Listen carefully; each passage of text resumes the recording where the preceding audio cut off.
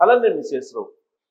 BRS party విలీనం కాబోతుందా, రద్దు కాబోతుందా, దానికి సంబంధించినటువంటి ముహూర్తాన్ని ఫిక్స్ చేశారా అని అంటే బీఆర్ఎస్ వర్గాల్లో ప్రస్తుతం జరుగుతున్నటువంటి బలమైనటువంటి చర్చ ఏంటంటే ఏప్రిల్ 27వ తారీఖున బీఆర్ఎస్ పార్టీ క్లోజ్ కాబోతుంది. బీఆర్ఎస్ పార్టీ బదులుగా మళ్ళా తిరిగి టీఆర్ఎస్ పార్టీ ఆవిర్భావం కాబోతుంది అనేటువంటి ఒక చర్చ మొదలైంది. దీనికి కారణాలు లేకపోలేదు. కేసీఆర్ గారు ఎప్పుడు సెంటిమెంట్స్ నమ్ముతూ ఉంటారు. ఆ సెంటిమెంట్ల మీదనే ఆయన రాజకీయాన్ని నడుపుతూ వచ్చారు. గత 24 సంవత్సరాల నుంచి సెంటిమెంట్ని నమ్ముకొని ప్యూర్గా రాజకీయాలు చేసి విజయవంతంగా ఆయన పరిపాలన చేయగలిగారు. బహుశా భారతదేశంలో ఏ నాయకుడు కూడా సెంటిమెంట్ని ఉపయోగించుకొని ఇన్ని సంవత్సరాల పాటు రాజకీయాల్లో ఉండలేదేమో.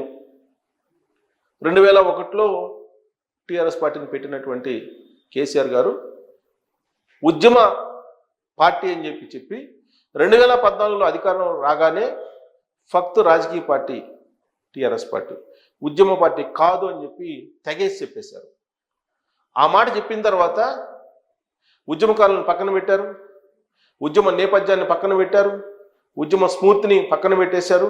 తెలుగుదేశం పార్టీలో ఉన్నటువంటి లీడర్స్ని, కాంగ్రెస్ పార్టీలో ఉన్నటువంటి లీడర్స్ని చేర్చుకున్నారు. ఒకవేళ ఎవరైనా రాకపోతే సామ దాన భేద దండోపాయాలు ఉపయోగించి టీఆర్ఎస్ పార్టీలోకి చేర్చుకొని టీఆర్ఎస్ పార్టీని ఫక్త్ రాజకీయ పార్టీగా ఆయన రూపాంతరం చెందించారు. అయినప్పటికీ సెంటిమెంట్ని మాత్రం వదలలేదు ఆయన. ప్రత్యేక తెలంగాణ వాదాన్ని వ్యతిరేకించినటువంటి లీడర్లు పార్టీలోకి వచ్చినప్పటికీ కూడా ఆ పార్టీ మూల సిద్ధాంతం తెలంగాణ నినాదం అనేటువంటి సెంటిమెంట్ తోటి, తెలంగాణ సెంటిమెంట్ తోటి 2 సార్లు ముఖ్యమంత్రి అయ్యారు. 3ఓసారి మిస్ అయిపోయారు. తెలంగాణ సమాజం మేల్కొంది. దానికి కారణం లేకపోలేదు. సెంటిమెంట్ నుంచి ఆయన పక్కకు జరిగారు. తెలంగాణ రాష్ట్ర సమితిని భారత రాష్ట్ర సమితిగా మార్చేశారు. దానికి కారణం లేకపోలేదు.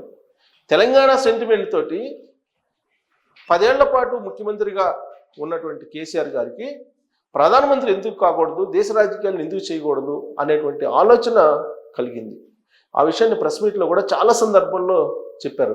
ఏం ప్రధానమంత్రికి అర్హత లేదా, తనకి నాకు ప్రధానమంత్రి కావడానికి అర్హత లేదా, వాళ్ళంతా పెద్ద తోపులా, వాళ్ళకేం తెలియదు, అసలు నరేంద్ర మోడీ గారికి ఏం తెలుసు, ఆయనకు అసలు ఏమీ తెలియదు, అసలు భారతదేశాన్ని ఏ విధంగా ప్రపంచ పటంలో ముందుంచాలి తనకు తెలిసినట్టుగా ఎవరికి తెలియదు, నీటి వాటాలను ఎలా వాడుకోవాలో తెలియదు, విద్యుత్తుని ఏ విధంగా తయారు చేయటం తెలియదు, అసలు వీళ్ళకి భారతదేశం మీద ఏం అవగాహన ఉంది అనేటువంటి వ్యాఖ్యలు కేసీఆర్ గారు చేసి టీఆర్ఎస్ పార్టీని 2022 డిసెంబర్ 9వ తారీఖున బీఆర్ఎస్ పార్టీగా మార్చారు.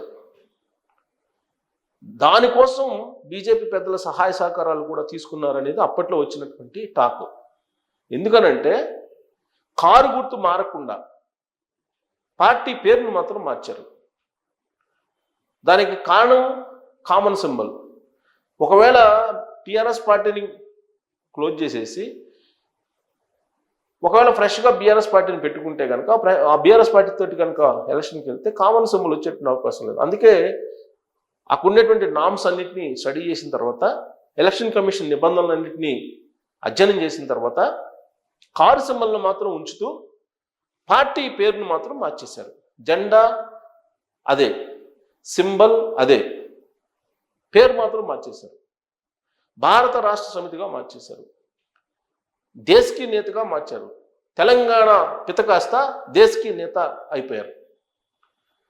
విమానం కొనుగోలు చేయబోతున్నాను, ఆ విమానానికి అవసరమైనటువంటి నిధుల్ని తమ స్నేహితులు ఇచ్చారు, 15 సీట్లు ఉన్నటువంటి విమానాన్ని కొనుగోలు చేస్తున్నాను, హెలికాప్టర్లో 2 కొనుగోలు చేస్తున్నాను, రాబోయేటువంటి రోజుల్లో భారతదేశంలో రాజకీయాలు నడుపుతున్నాం, మొత్తం తెలంగాణ మోడల్, ఈ తెలంగాణ మోడల్ను చూపించి మొత్తం భారతదేశాన్ని రాజకీయాలను మార్చేస్తాను, ఢిల్లీ పేటని అందుకుంటానని చెప్పి ప్రెస్ మీట్లో ఆయన చెప్పారు.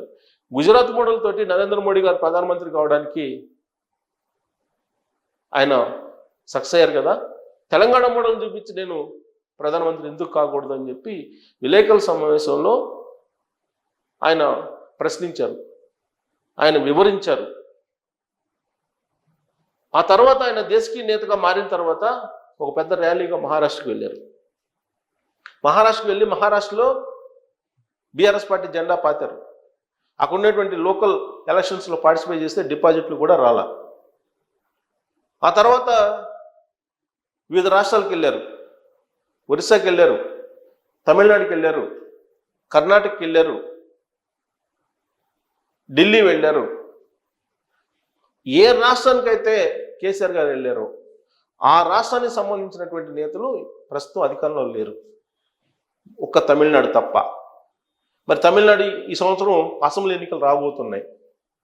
మరి తమిళనాడులో అసెంబ్లీ ఎన్నికలు జరిగితే ఏమవుతుందో అక్కడ తెలియదు.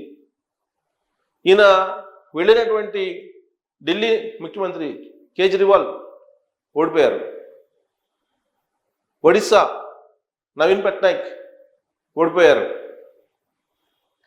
ఇలా చెప్పుకుంటూ పోతే ఎవరినైతే కేసీఆర్ గారు కలిశారో వాళ్ళందరూ కూడా అధికారం నుంచి దిగిపోతూ వస్తున్నారు అనేది ఇంకొక సెంటిమెంట్ కూడా బయటకు వచ్చింది.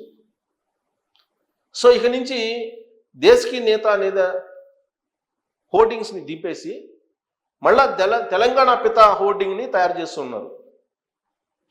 ఇప్పుడు మళ్ళా బీఆర్ఎస్ పార్టీని కాస్త టీఆర్ఎస్ పార్టీ కింద మార్చాలి అనేటువంటి ఒక అధ్యయనం చేస్తున్నారు. ఎప్పుడైతే 2023 ఎన్నికల్లో ఓడిపోయారో, అధికారం కోల్పోయిందో ఆ రోజు నుంచే ఓటమి గల కారణాలను వాళ్ళు పోస్ట్ మార్టం చేసుకున్నారు. అన్ని పార్టీలు చేసుకున్నట్టే బీఆర్ఎస్ పార్టీ కూడా చేసుకుంది. తెలంగాణ సెంటిమెంట్ తోటి బంధం తెగిపోయింది బీఆర్ఎస్ పార్టీ పెట్టుకున్న కారణంగా. కాబట్టి ఓటమికి అదొక కారణం, బలమైనటువంటి కారణం అది. కాబట్టి మళ్ళీ అదే టీఆర్ఎస్ పార్టీని రివోక్ చేయాలనేటువంటిది బీఆర్ఎస్ పార్టీలో ఉన్నటువంటి చాలామంది లీడర్లే కేసీఆర్ గారికి చెప్పడం జరిగింది. దాని మీద ఆలోచించినటువంటి ఆయన ఫామ్ హౌస్లో ఎట్టకేలకు మళ్ళా టీఆర్ఎస్ పార్టీని పునరుద్ధరించడానికి సిద్ధమయ్యారని చెప్పి తెలుస్తుంది. అందుకే దాని ముహూర్తం ఏప్రిల్ 27వ తారీఖు. 25 సంవత్సరాలు పార్టీ పెట్టినటువంటి సందర్భంగా ఆ ఉత్సవాల్లో ప్రకటించాలి అనేటువంటి ప్రయత్నం చేస్తున్నారు. అయితే తెలంగాణ రైతు సమితి అని ఒకటి రిజిస్టర్ అయి ఉంది, ఇంకా టీఆర్ఎస్ పేరుతోటి చాలా రిజిస్టర్ అయినాయి పార్టీలు. మరి అవన్నీ టెక్నికల్ ఇష్యూస్ అన్నింటిని అధిగమించి ఇది అనౌన్స్ చేస్తున్నారా, మరి అధిగమించకుండానే ఈ ప్రయత్నం చేస్తున్నారు అనేది ఒక చర్చనీయాంశం అయింది. అయితే వాటన్నింటిని అధిగమించారు, మళ్ళీ బీఆర్ఎస్ పార్టీ నుంచి టీఆర్ఎస్ పార్టీగా రాబోతుందని చెప్పి తెలుస్తూ ఉంది. సో కర్ణాటక వెళ్ళారు, కుమారస్వామితో జట్టు కట్టాలని చూశారు. అలాగే బీహార్ వెళ్ళారు, అక్కడ జట్టు కట్టాలని చూశారు. టోటల్గా ఒక 100 ఎంపీ స్థానాలను టార్గెట్ చేస్తున్నారు ఆయన. ఆ విషయాన్ని కూడా ప్రెస్ మీట్లోనే చెప్పారు, నేను చెప్పడం కాదు, ఆయన చెప్పినవే నేను గుర్తు చేస్తున్నాను. ఆంధ్రప్రదేశ్లో ఎలాగూ జగన్మోహన్ రెడ్డి గారు వైఎస్ఆర్ కాంగ్రెస్ పార్టీ ఉంది, ఆయనకి ఎంతమంది ఎంపీలు ఇస్తే అవి కేసీఆర్ గారి ఖాతాలో పడిపోతాయి. బీఆర్ఎస్ పార్టీ బ్రాంచ్ ఆఫీస్ని విజయవాడలో పెట్టించారు. ఇవన్నీ చేశారు. రాష్ట్రంలో కాదు, దేశంలోనే ఏ ప్రాంతీయ పార్టీకి, బలమైన పార్టీకి ఫండింగ్ కావాలన్నా తాను ఇస్తానని చెప్పి కూడా అనౌన్స్ చేశారు ఆయన కేసీఆర్ గారు. ఇప్పుడు మళ్ళా తెలంగాణ రాష్ట్రం కోసం మళ్ళీ టీఆర్ఎస్ పార్టీని నేను పునరుద్ధరిస్తానని చెప్పి ఒక పిల్లర్స్ వదులుతున్నారు. మరి ఇది సాధ్యమేనా? ఇప్పుడు బీఆర్ఎస్ కాస్త ఇప్పుడు మళ్ళా టీఆర్ఎస్ అయితే ఆయన సెంటిమెంట్ ఏదైతే నమ్ముకున్నారో ఆ సెంటిమెంట్ పండేటువంటి అవకాశం ఉందా అనే దాని మీద మీరు కామెంట్ చేయొచ్చు. Thank you.